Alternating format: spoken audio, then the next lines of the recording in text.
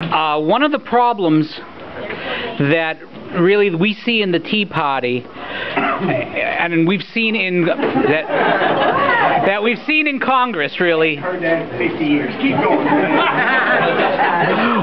One of the biggest problems, at least to my mind, is that a lot of Republicans in the establishment are also, as you say, owned to some degree. Yes. They're willing to. The reason why I think there's so much trouble with the debt limit is people can't believe that the newly elected Tea Party members actually believe what they have to say. Yeah.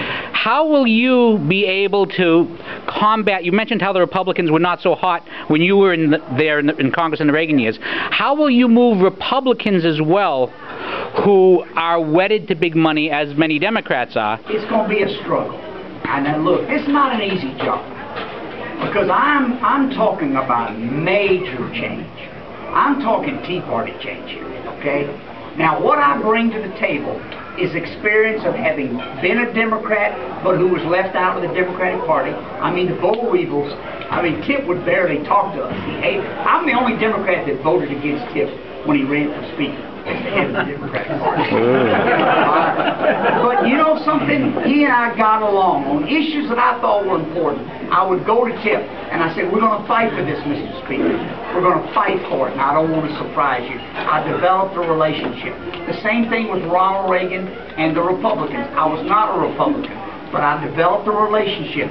They came to trust me. I think it's important if you can elect a president with enough experience to know how to do this system. Look, I've been out 20 years, but I remember all those lessons. I was a Democrat for 20 years. I've been a Republican for 20 years.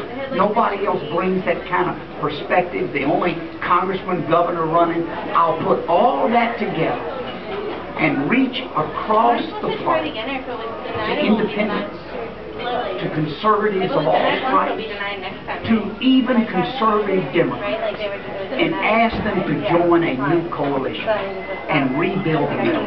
Look, I can't be president for life. It's a 4-year job. I'm going to take those 4 years and put my nation first. And I hope that my powers of persuasion will be able to get them to follow me to some extent. Over time, we're going to have to clean up the money in politics. Here's the way I would do it.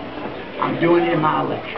I put a voluntary limit of $100 not a penny more. I've had 1,000 people try to send me $200 or $300 just to see if they could pick me up.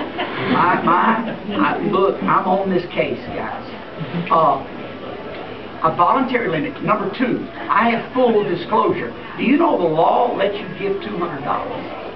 And you don't have to disclose your name and address. Obama raised $238 million last time, and we don't know who they are. He said they were under $200. That's not the rule.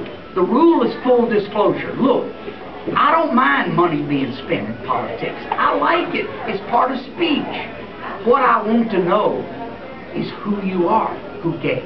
If you're speaking, tell me your name. I think that's fair. That's full disclosure. You can't holler fire incorrectly in a crowded theater, can you? You don't have that right. In politics, the same way. Full disclosure, and then you can say what's on your mind. I'm going to try to make those 2 steps forward. But first, I've got to win. First, they've got to look at me and say, this old guy who's been out of politics for 20 years, who lost an election once to 2 convicts. I did. I lost a governor's race once in a corrupt state to 2 guys that went to the penitentiary after the election. I finished a close third, but it still was third. They stole everything but the kitchen sink. Look, I know corruption. I fought it. I used to be 6'3". Like Alright? This is what I do. And America's in trouble. It's bought and sold by the top 1%. We need to take it back. That's what I'm doing.